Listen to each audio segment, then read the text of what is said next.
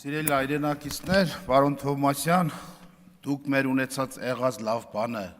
սահմանափակել եք ժամկետներով, հիմա բերել եք, ուզում եք այդ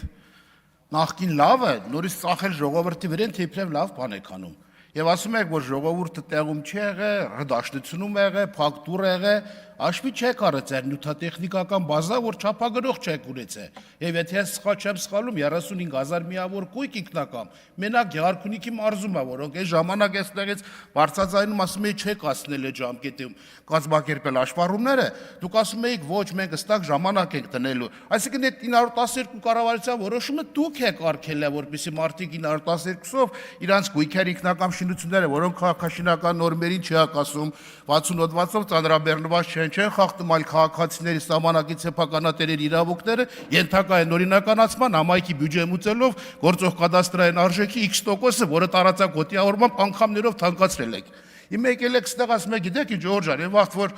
սահմանափակել եք 912-ին ժամկետ եք տվել մինչև դեկտեմբեր կամ հունվարի 6 հաշվառեք, բերեք օրինականացրեք, հիմա ցես ադալժենի ենք խանում ներողության բառից համար, եւս 1 տարի ժամկետ ենք տալիս։ Բա 21 թվականից հունվարից հետո կառուցող, ասենք, ինչ մեղավոր այդ մարդը լեգիտիմ ակնկալիք է ունեցել, որ դուք այս օրենքը մի քիչ երկարացնեք, ինքն էլ է իրանասնակոմի կամ չգիտեմ,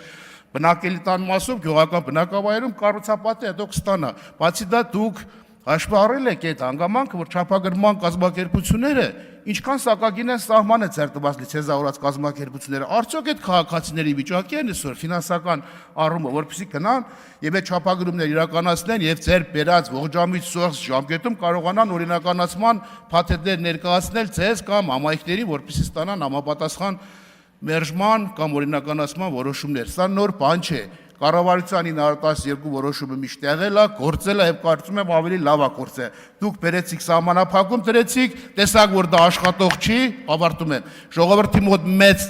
բան կա, վրդովմուն կա, հիմա փորձում եք ինչ որ եղածը նորից կարգավորեք, բայց ամբողջական չէ։ 21 թվից հետո մնացածն էլ թողնում եք օդում կախված ճակատագրեր, ասում եք պետք է քանդվի։